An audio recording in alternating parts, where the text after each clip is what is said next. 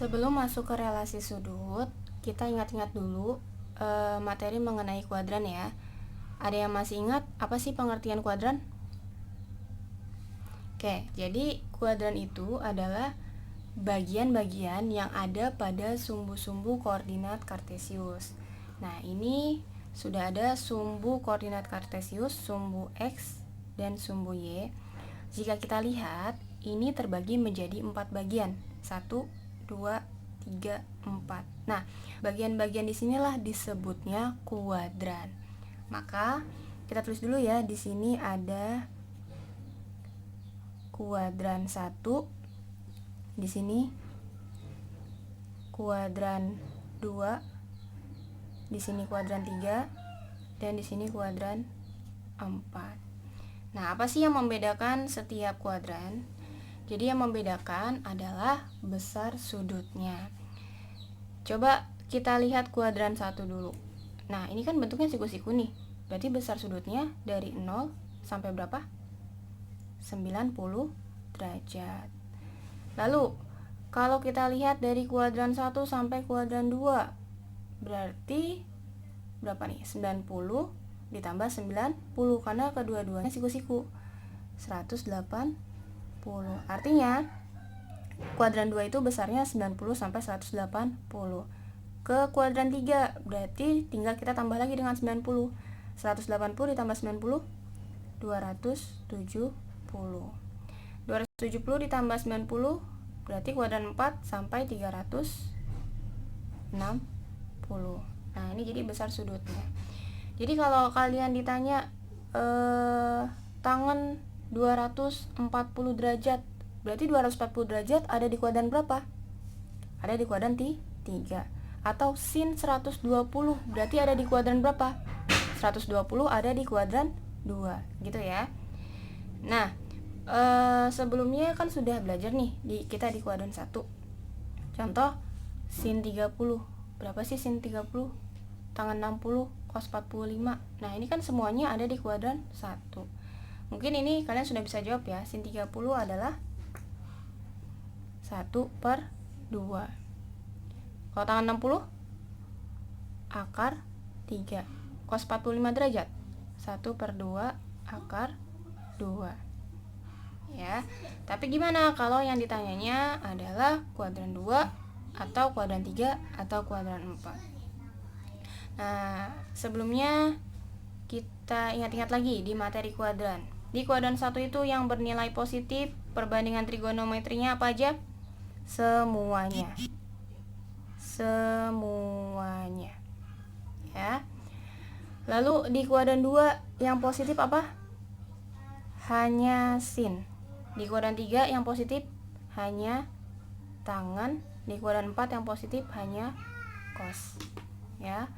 Semua sindikat tangannya kosong. Ya, bisa kita hafalkan dengan kalimat tadi. Semua sindikat tangannya kosong. Nah, ini lihat dari depan katanya ya. Semua berarti kuadran 1, sindikat sin berarti kuadran 2, tangannya tangan berarti kuadran 3, kosong berarti kos, ini kuadran 4. Nah, jadi di relasi sudut itu untuk menentukan besar sudut yang ada di kuadran 2, 3 dan 4. Jadi di sini saya kasih rumus yang mudahnya aja. Jadi kalau di kuadran 2 kalian menentukannya, contoh yang ditanya sin 150. Nah, kalian pakai rumus ini, 180 dikurang alfa. Berarti 180 dikurang berapa yang hasilnya 150 derajat. Contoh di sini kuadran 2 soalnya adalah sin 150 derajat. Berarti kalian cari sin 180 dikurang berapa yang hasilnya 150. Berarti kan 180 derajat dikurang 30 derajat. Gitu ya. Nah, nanti yang kalian ambil angkanya hanya alfanya aja. Alfa itu yang tadi 180 dikurang berapa? Contoh yang ini 180 dikurang 30, berarti yang diambil hanya 30-nya. Jadi sin 30 derajat sama 30 derajat. Oke, berapa sin 30 derajat? 1/2.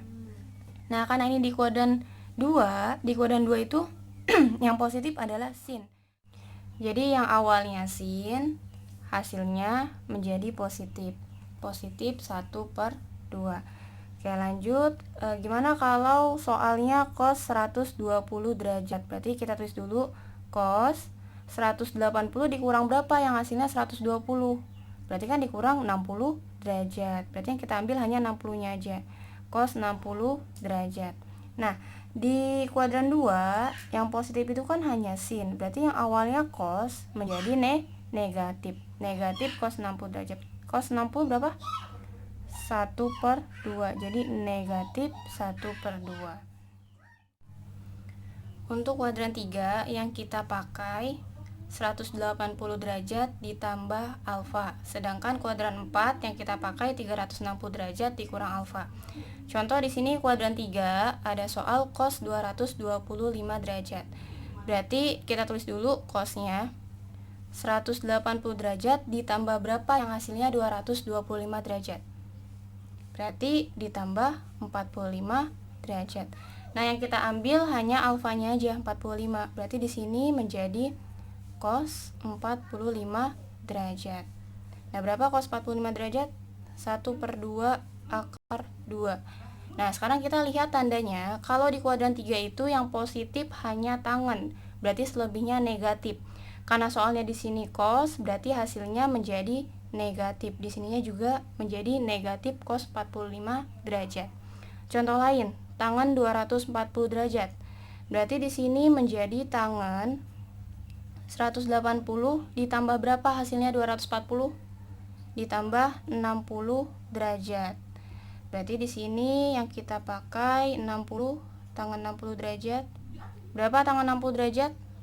Akar 3, ya. Sekarang lihat tandanya. Di kuadran 3 tadi yang positif apa? Tangen. Berarti di sini hasilnya juga positif. Oke, sekarang contoh yang kuadran 4 ada cos 315 derajat. Tadi kita pakainya yang 360 dikurang alfa. Berarti di sini cos 360 dikurang berapa hasilnya 315 derajat? Dikurang 45 derajat. Jadi cos yang kita ambil 45.